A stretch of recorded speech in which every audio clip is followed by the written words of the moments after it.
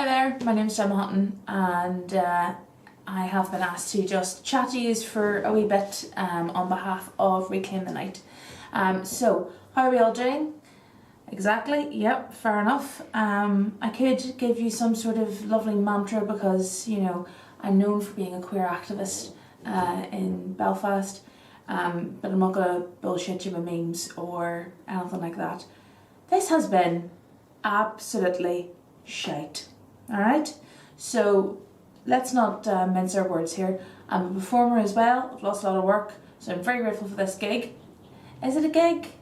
I don't know what this is anymore. I'm just having an existential crisis under the centre of a lens, but sure, I'm Protestant, I'm going to moan about it and then I'm just going to carry on. So, lockdown has been tough on everyone. It's been challenging at times, and I try to look on the upside of things because at the start of this, back in March, we were all like, oh, well, you know what, let's get our DIY done, let's get those carpets lifted, let's change the colour of that wall, let's really bond and nurture our children. Well, that was nice for about, I'd say, a month max. And now I hate every wall in my house, despite redecorating them 3 times. And I love my child, but she is 2 years old, and I think someone is pranking me with the shit that comes out of her mouth. Alright? I think if I ever did believe in hauntings, there is some form of poltergeist whispering bullshit into her ear to gaslight me. Somebody thought it was a good idea to have a Peppa Pig channel, so that's on for approximately 13 hours a day. And Peppa's an asshole. If anyone doesn't have kids, this is a pig that is an actual asshole. She's a brat, and it's my child's favourite mentor at the minute, which is great. We're negotiating on food. I'd like to make a formal apology. So I was one of them dickheads, those foolish, childless arseholes that used to say whenever I didn't have kids, that when I did have them, they would eat exactly what was put in front of them. They'd be eating nutritious food. They wouldn't have any of the bad habits I had. I'm so sorry if I ever said that to you. Karma has truly bitten me on the ass. My child literally thinks that McDonald's is some sort of religious food and must have it at least 3 times a week.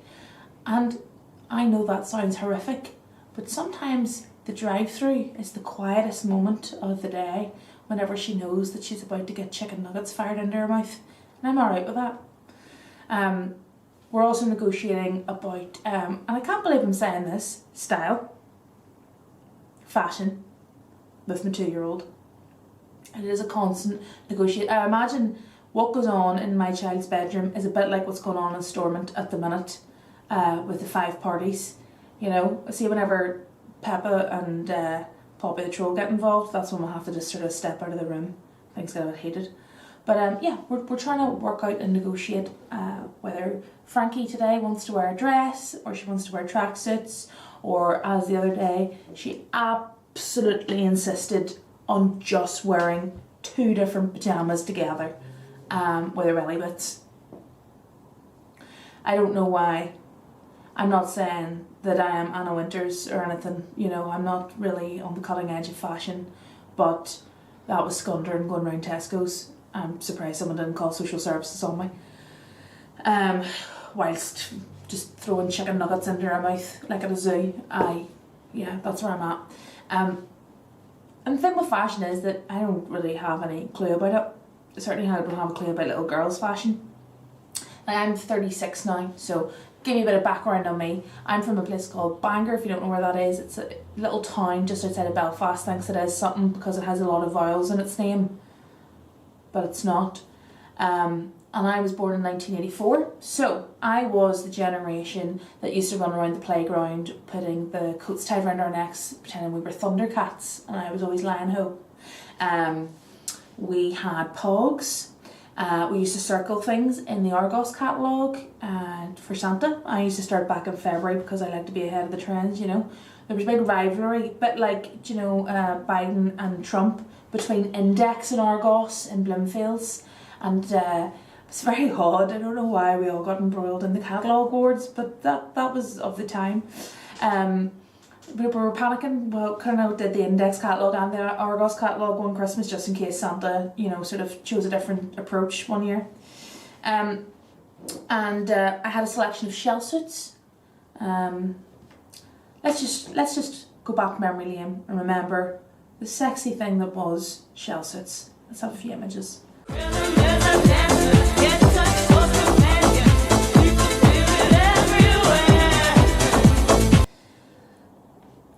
Hope that didn't trigger anybody. Maybe I should have put a trigger warning there, sorry about that. But yes, I had a large selection of shell suits. Everybody had a large selection of shell suits. Because this was also the generation that, you know, Fruit of the Loom was Calvin Klein for us, do you know what I mean? That was as close to a designer label as we got.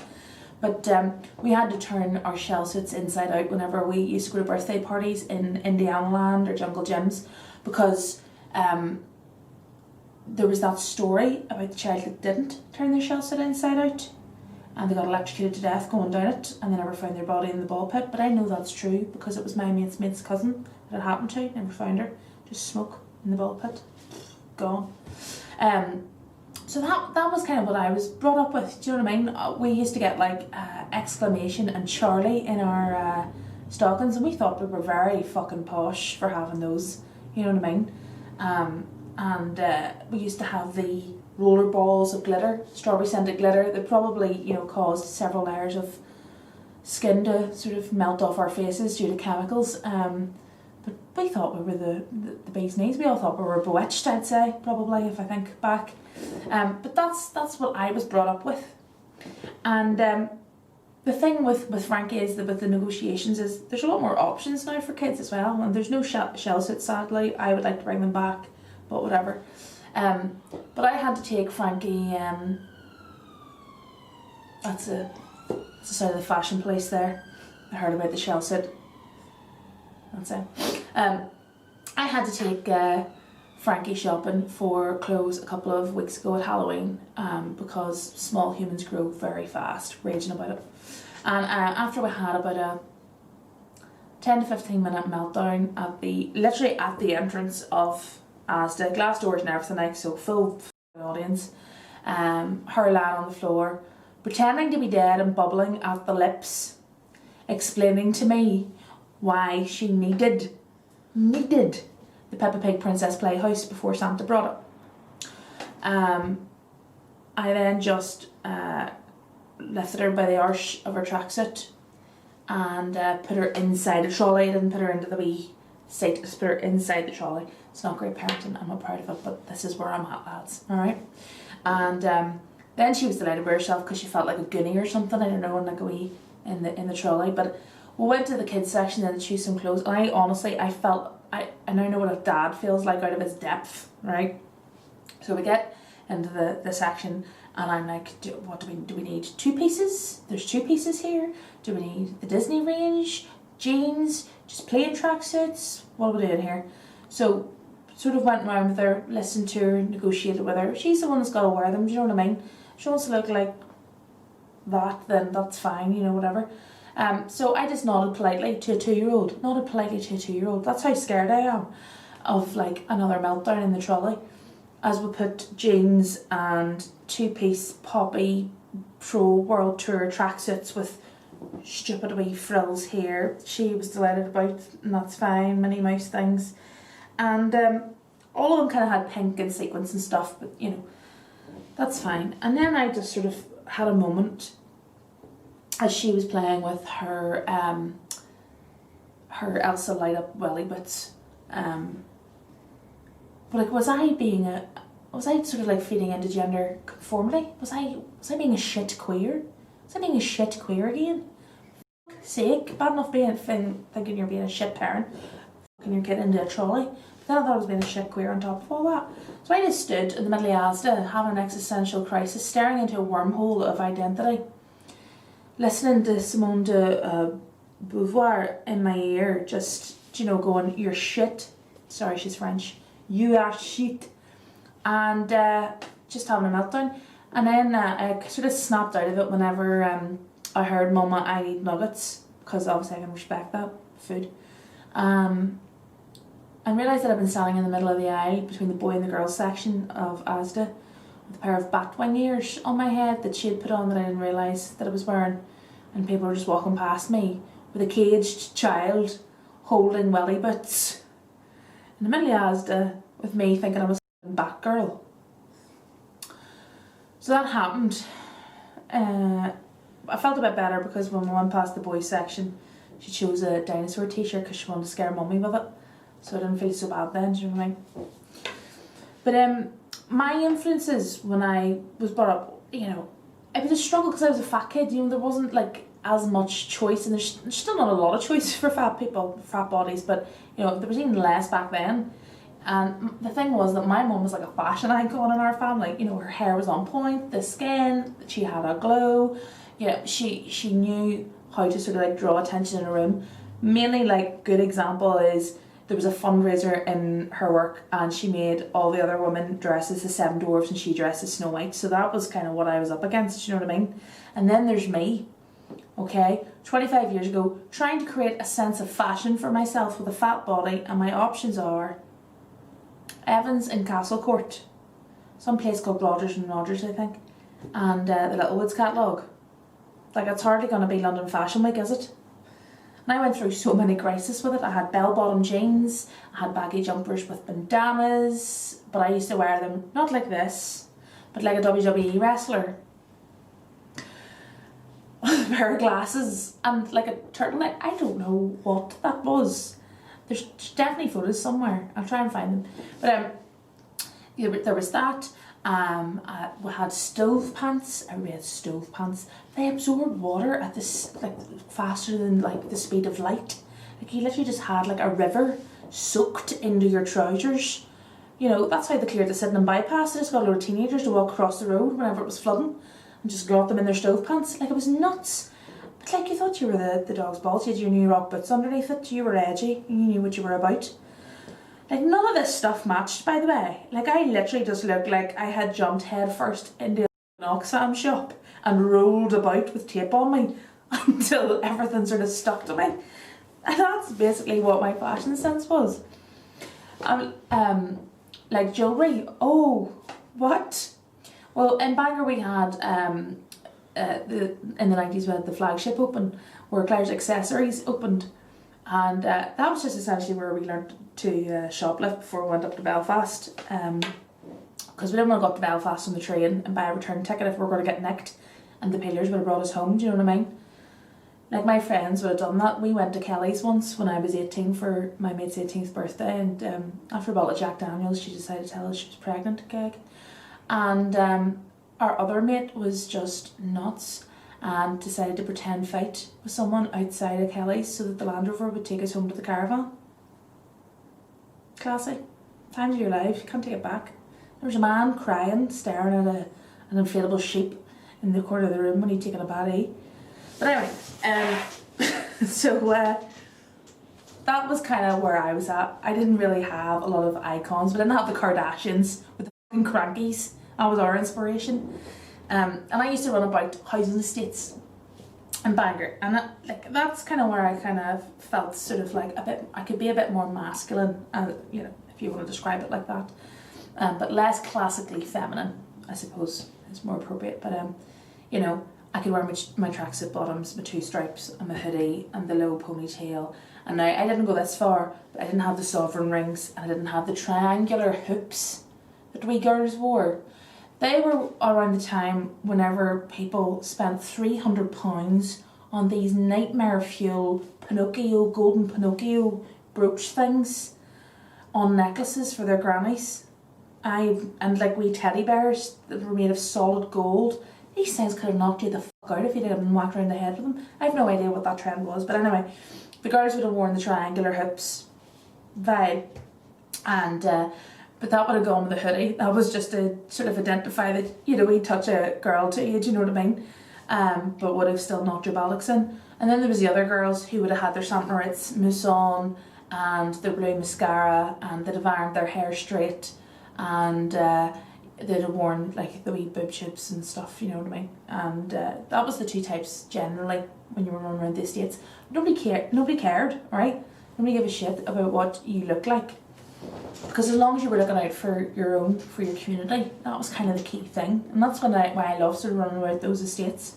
I do remember 2 12th of July that stuck out of my head that when I was hanging about in the estates, right? So the first one was the Capitalist Garage burnt down. We call it the Capitalist Garage because it wasn't locally owned, it was a big company that owned it, so we were like, fuck 'em. Well, it went on fire and everybody just watched for a while, standing with trolleys, waiting for the fire to sort of calm down a wee bit so they could raid the warehouse attached to it, which they did very efficiently, I might add. There was a system in place. But none of the corner shops in the estate went without stock for about a year, and like we all ran away with Don Mayo sauce and Schlur. And I still have, I still have some, so if anybody wants some, I've still got it in the back of my car, let me know if you want a good deal.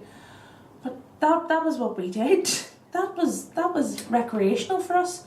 And then the second 12th of July, I remember there was this housing estate we went into, and there was this big sort of grass area where there's bonfires, and they had like, I don't know if they drew straws or they negotiated or whatever, but there's just a house at the side of this grassy sort of pitch that had to have all the lads' electrics put in through their house. So there's Sandra sitting having a fag, stressing the balls out that somebody's going to come and notice the magnet on her electric meter with these chunky big industrial wires going through the wee vent, you know, wee shitty vent mirror, like window that you get on the top of double glazing, all through there just to keep it neat, you know, so that the lads could have a line of fruit machines to play while they're waiting on their whatever the fuck they were burgers being made in this MDF burger van with this man who looked like he'd been rubbed up and down in soil serving you. But you didn't say anything to him. You were just like, no, I'd love a bowl of thank you, or whatever it was you were going to get from it. Do you know what I mean? And you were too scared to say anything. You'd end up in the fucking burgers. That was just, we thought that was a gag with our 24 pack of Blue Wicked and our tracksuit bottoms. Probably one of the most scariest moments I actually have at a 12th of July thing. Just to let you know, I don't run around the 12th of July as anything. I was full of hormones and thought I was a hard nut and just wanted to wear 2 stripes, and this is what I did, you know. I remember seeing this guy, and he had particularly bad, like he had obviously had some sort of bad burning to him, and he just had his camera out taking pictures of his daughter in a Union Jack dress, bouncing on a mattress by the side of the bonfire. So sometimes whenever I feel like I'm not doing great at parenting, I remember that man with his Union Jack child bouncing on a mattress by the bonfires. And I think maybe I'm going to pull through. Maybe I'm going to be okay as a parent. But that was kind of, that's what happened in my generation, and now I'm looking at her and I feel like I'm lost, and I'm like, the guilt I have of like my parents not getting me and what I wanted to wear, like this is my karma now. Peppa Pig is my karma. Peppa Pig 24-hour channel is my karma. And I'm so sorry in solidarity to any other parent who has to go through that, or Paw Patrol, or Tumbley Boos, or things that make stupid annoying noises. For no apparent reason. There's no logic to them. Do you know what I mean? It's not like play days when we had the wild bird stop and we knew we were getting this Welsh bird puppet thing with a shitty Peggy doll thing, and we learned about the alphabet. It's not like that now. It's all sensory. I don't know. I really hope that everybody's getting through lockdown as best they can and taking care of each other. Thank you to Reclaim the Night and everyone involved for everything that you do, for all the activists out there, for all the parents out there that are struggling, and I think it's totally okay. I mean, let's not worry about the memes and the mantra and trying to do yoga to sort of centre ourselves for 15 minutes in the mornings. Just go and have a glass of wine if that's what you need to do. Do you know what I mean? Look after yourselves, and I can't wait till I get to have a live audience and we do this in person. Take care.